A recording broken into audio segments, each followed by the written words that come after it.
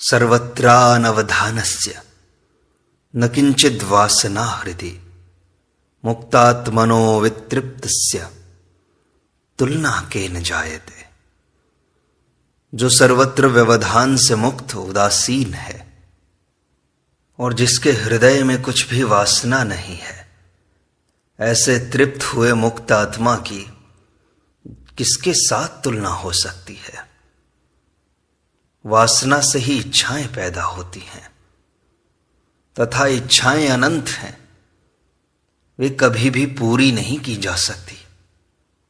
ऐसा वासना युक्त व्यक्ति सब कुछ पाकर भी अतृप्त ही रहता है। सिकंदर संसार विजय प्राप्त करके भी अतृप्त ही मरा।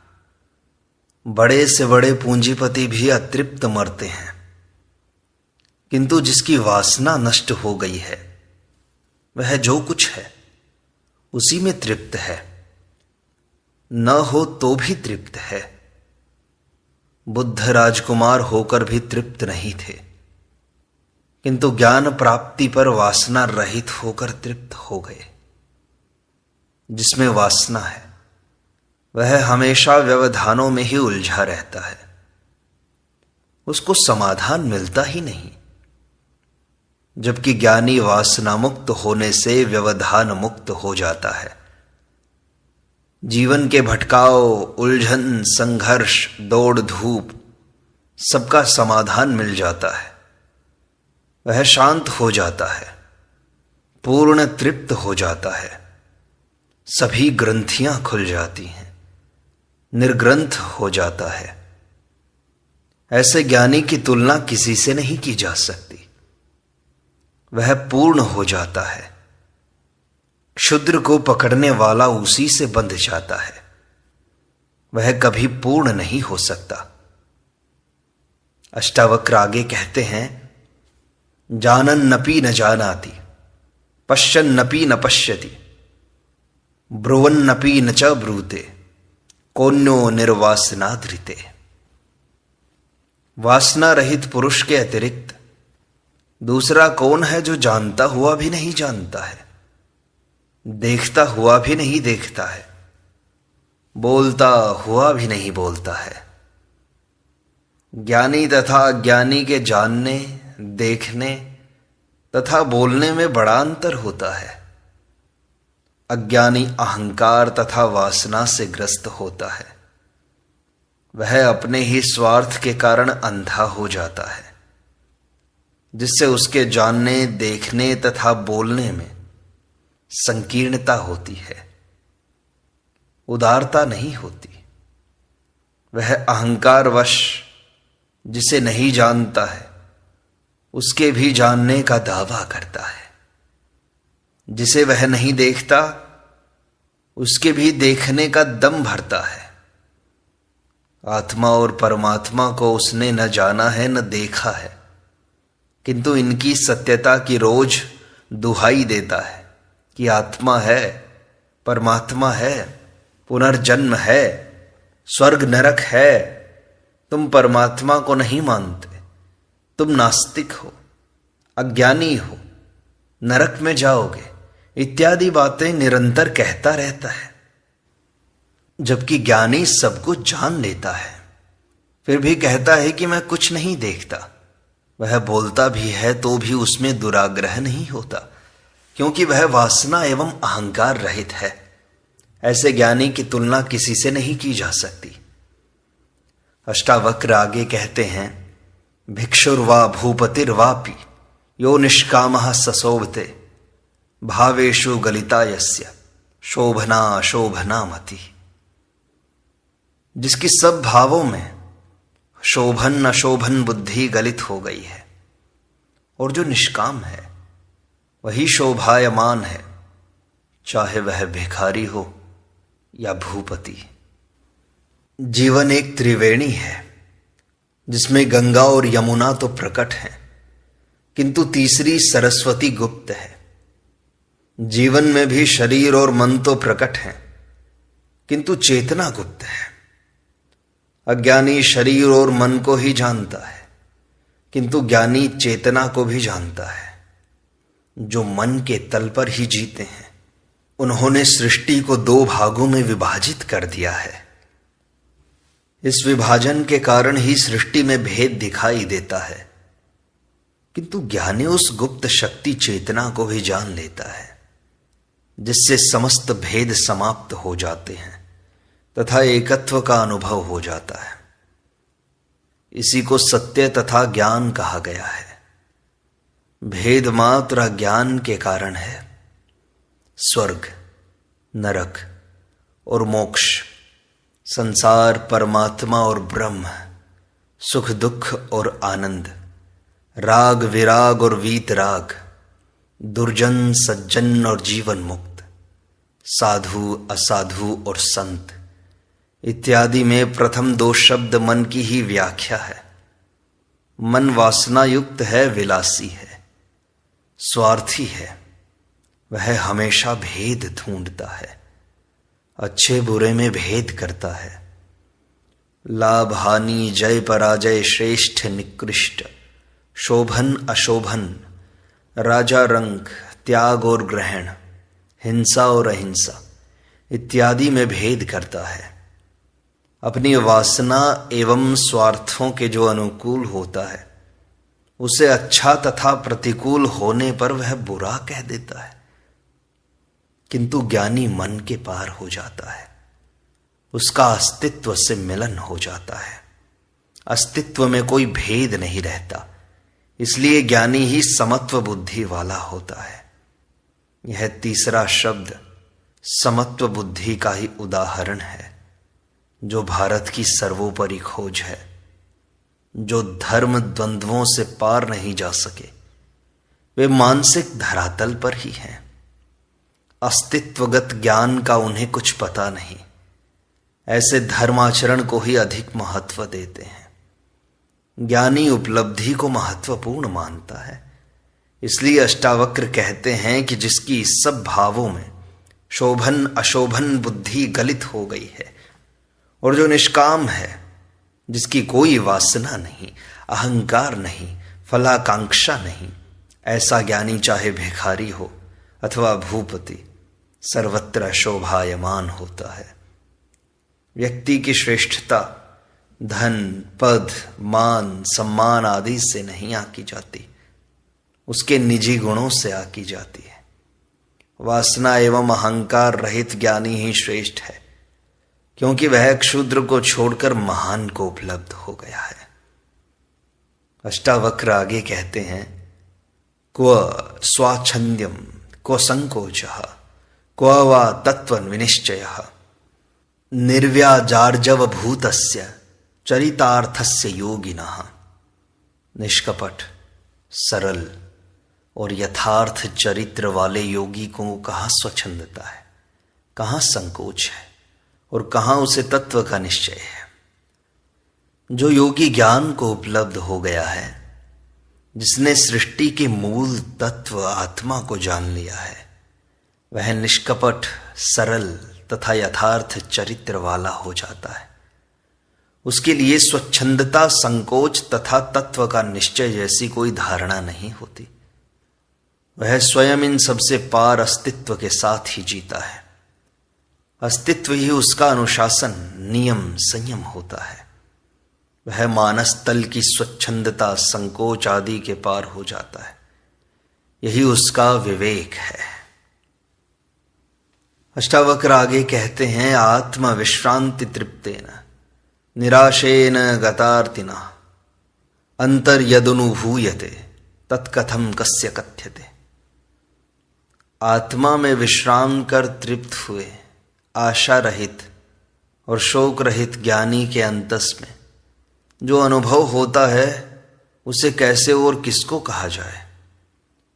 आत्मज्ञान के बाद व्यक्ति तृप्त हो जाता है, इच्छा रहित तथा शोक रहित हो जाता है।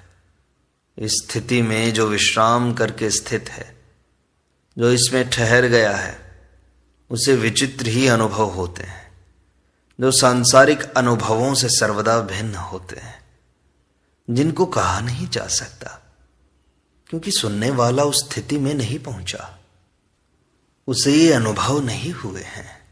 इसलिए उसे समझना मुश्किल है। ऐसे अनुभव प्रमाणों, तर्कों आदि से भी सिद्ध नहीं किए जा सकते। जिस प्रकार 10 वर्ष के बच्चे को रमण सुख नहीं समझाया जा सकता, किसी के दुख, दर्द, पीड़ा, जलन आदि को दूसरों को नहीं दिखाया जा सकता, अंधे को सफेद, लाल, हरा आदि रंगों का ज्ञान नहीं कराया जा सकता, उसी प्रकार आत्म सुख को शब्दों में नहीं उतारा जा सकता। इसलिए ज्ञानी मौन हो जाते हैं। आत्मज्ञान में बोध होता है, एक अनुभूति होती है। इसमें पुरानी धारणाएं, मान्यताएं सब गिर जाती हैं। जिस प्रकार स्वप्न टूटने पर एक क्षण में सब कुछ बदलकर नया सामने आ जाता है, उसी प्रकार आत्मज्ञान के क्षण में यह संसार रूपी स्वप्न टूट जाता है एवं नए ही संसार में उसका प्रवेश होता है, जिसे न उसने पहले कभी देखा है, न सुना है, न जाना है। इस स्थिति में गुरु का सानिध्य न हो तो वह पागल भी हो सकता है। उसका इलाज भी कुछ नहीं है, वह उसकी मस्ती में पागल है। संसार के लिए पागल होने से ईश्वर के लिए पागल होना बेहतर है। ऐसा पागलपन भी वरदान है। आत्मा का बोध चित्त की निर्विकार एवं शून्य अवस्था में ही होता है। इसी का नाम ध्यान और समाधि है। मन जब शून्य होता है तभी आत्मा अपने पूर्ण प्रकाश में प्रकट होती है। ध्यान में विषय नहीं होता, विषय होने पर ध्यान नहीं है। चिंतन मनन भी ध्यान नहीं है। ध्यान किया भी नहीं जाता, करने से ध्यान होता भी नहीं है। अक्रिया ही ध्यान है। अष्टावक्र की सारी देशना अक्रिया पर ही है। इसी में होता है ज्ञान, बोध और जागरण। इस अनुभूति के बाद व्यक्ति स्वयं को आत्मवत अनुभव करता है।